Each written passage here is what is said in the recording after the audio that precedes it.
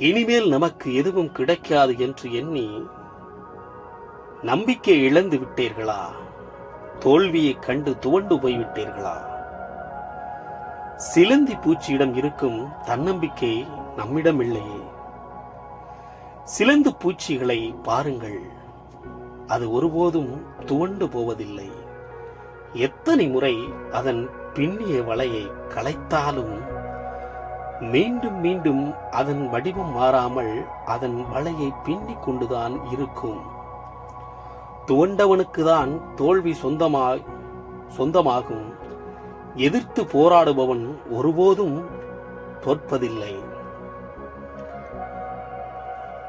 மனிதன் நம்பிக்கை மட்டும் நம்மிடம் இருந்தால் நம்மை தோற்கடிக்க இங்கு எவராலும் முடியாது. தொடர்ந்து போராடுவோம், வெற்றி காண்போம். தேங்க்ஸ் ஃபார் வாட்சிங்.